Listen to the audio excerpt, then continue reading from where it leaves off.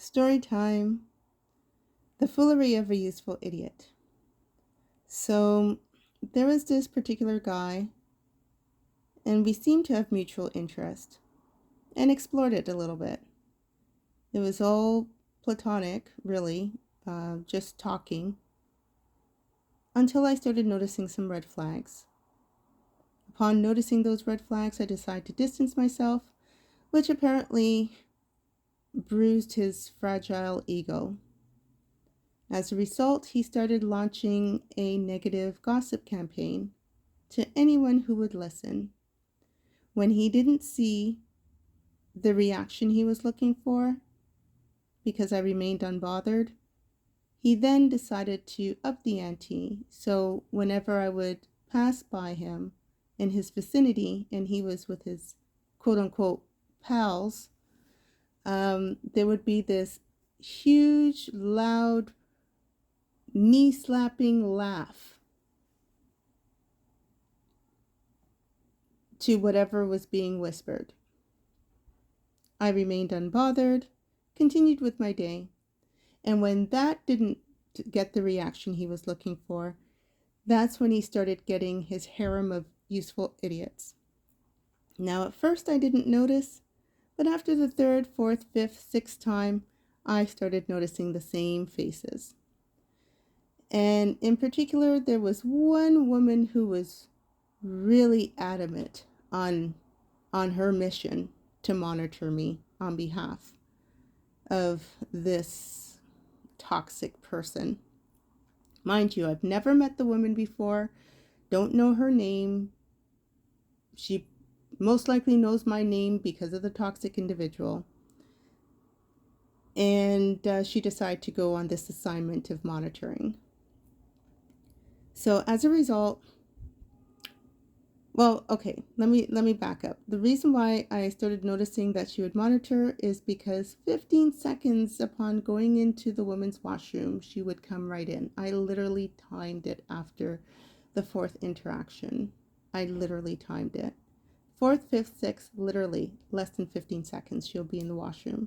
She would do this really slow walk. She would be staring at me, which is really creepy because I don't know this woman. So I'll just say, hi, how are you doing? She goes, fine. And I said, fine. Well, that's great. Hope you have a great day. And I left the washroom. There was one time I even went into the washroom really quickly and then got out. And then she decided to do the same thing. I went into the washroom less than 5 seconds. She went into the washroom and then I left and then she got out. So I knew she was monitoring me. That time when I did that, she decided to go on her phone as she was walking away and said, oh, well, she seems quite happy, saying the toxic person's name, which confirmed my suspicion that this fool actually sent his useful idiot to come monitor me. It was so weird. So fast forward a week later, this fool is seen by myself and a friend of mine having a whole other woman on his arm.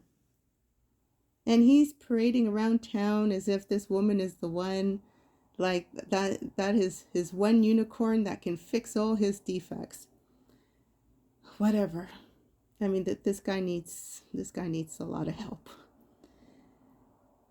And my friend and I, we had a good chuckle. And the reason we had a good chuckle was that here, he had one of his useful idiots come monitor me, doesn't know me, but comes monitoring me like her life's mission depends on it. And here is the same guy turning around, making a fool out of her by parading around with a whole other woman. You see, these enablers, you enablers really got to recognize that these toxic people that you put on a pedestal really take you full of fool. They really think that you're stupid.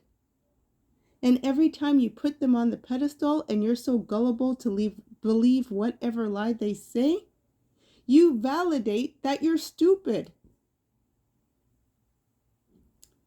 So, to targeted individuals out there, rest assured, you do not need to do any revenge towards these enablers, these useful idiots, these flying monkeys, whatever you call them, desperate to fit in. You do not need to do anything to them because their toxic demigod that they put on a pedestal will cause their demise.